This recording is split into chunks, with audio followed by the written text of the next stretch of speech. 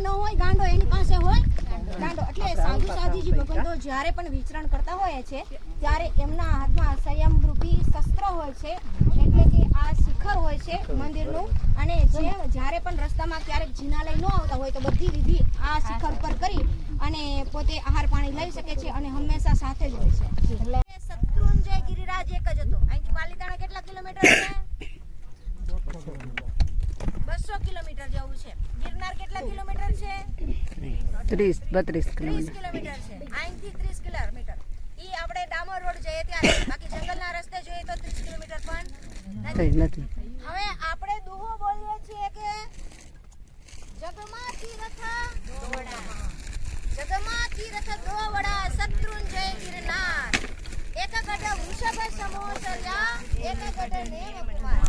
આ જે સ્થાન ઉપર આપણે બેઠા છીએ ને, તો આમ સામે જુઓ ને તો આદિનાથ ભગવાનનું શિખર દેખાય, અને આમ સામે જુઓ ને, અગર જો વાદળાનું હોય, ચોખ્ખું વાતાવરણ હોય ને, તો નેમિનાથ ભગવાનનું દર્શન થાય. આ એક તીર્થ એવું છે કે બેયનો નજારો એક સાથે આપણે માણી શકીએ છીએ.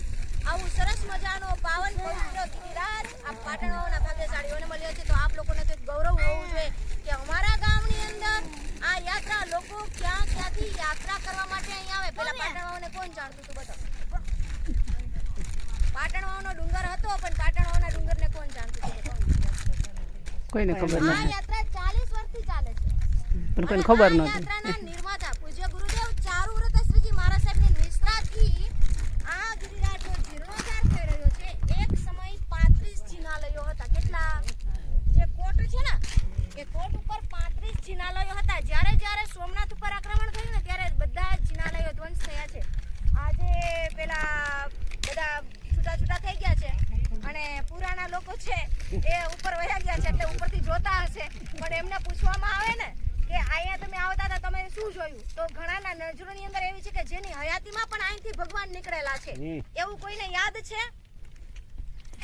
કે એમની નિશ્રા અહીંયા હતી અને એમની હાજરી હતી અને ભગવાન અહીંથી નીકળેલા છે?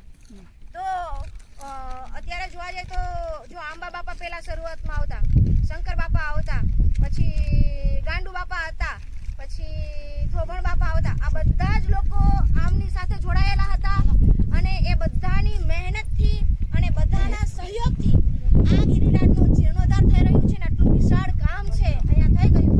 તો આવો નવો સહયોગ પાટણવાળાનો બધાને મળતો રહે અને ગિરિરાજની વિકસિત આપણે કરતા રહીએ, એમના પ્રચારને વધારતા લઈએ. લોકો જેમ યાત્રા કરવા માટે જાય છે હિમાલયમાં, જેમ જાય છે દ્વારકા સોમનાથમાં, જેમ જાય છે પાલીતાણામાં, અલગ અલગ શિખરો ઉપર યાત્રા કરવા માટે જાય છે. પણ બધી જગ્યાએ યાત્રા કરો ને તમે જે પુણ્ય કમાઓ, એનાથી અનંત ગણું પુણ્ય શત્રુંજય ગિરિરાજની યાત્રા કરવાથી પ્રાપ્ત થાય છે.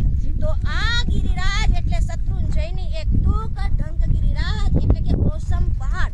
આ પહાડ ઉપર પણ કાંકરે જેટલા પગની સ્પર્શના કરીએ છીએ ને, જેટલા પથરાની આપણે સ્પર્શના કરીએ છીએ, એટલા પથ્થરે અનંત આત્માઓ જે છે એ મોક્ષમાં ગયેલા છે. તો એ બધાના ચરણ રજથી અને આપણી ભાવનાથી આપણે પાવન થઈએ છીએ. સંસારની અંદર તો બહુ બધા આપણે બીજી હોઈએ છીએ, પણ સમય નીકાળવો અને એ નિકાળવા માટે પણ અમુક ભાગ્યશાળી હોય કે જેનું કંઈક પુણ્ય તપતું હોય, જે મોક્ષની નિકટમાં હોય, એ લોકોની ભાવના એવી હોય કે અમે યાત્રા કરવા માટે જઈએ.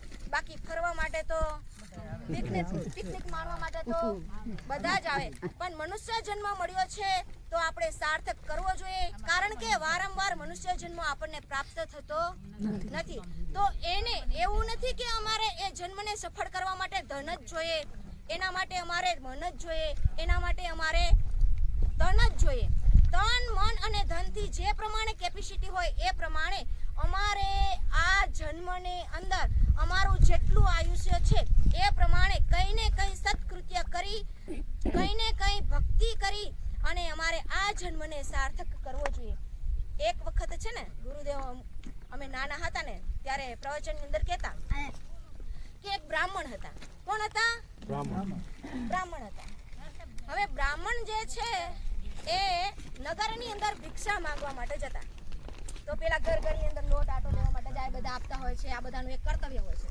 હવે એ સમયે એ બ્રાહ્મણ છે એ પુસ્તકને પોથી લઈને બેઠા રહે અને બ્રાહ્મણે ટક કર્યા કરે કે કામ કઈ કરવું નથી, ખાલી આટો લાવીને આપણે પેટ ભરવાનું છે, નહીં મકાનના ઠેકાણા, નહીં રહેવાના ઠેકાણા, નહીં કોઈ સામગ્રીના ઠેકાણા, બસ આટો લાવો ને એનો આપણે જમવાનું ભોજન.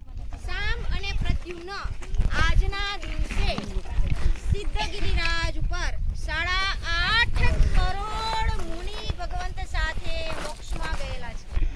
એની સ્મૃતિ નિમિત્તે આપણે આ યાત્રા કરીએ છીએ. આમ જોવા જોઈએ તો સિદ્ધગિરિરાજ ઉપર તો રામ, ભરતજી, 5 પાંડવ, નારદ મુનિ, માતા દેવકી, કૃષ્ણ મહારાજ અને કેટલા ભાઈઓ હતા? નામ છે રજોહરણ.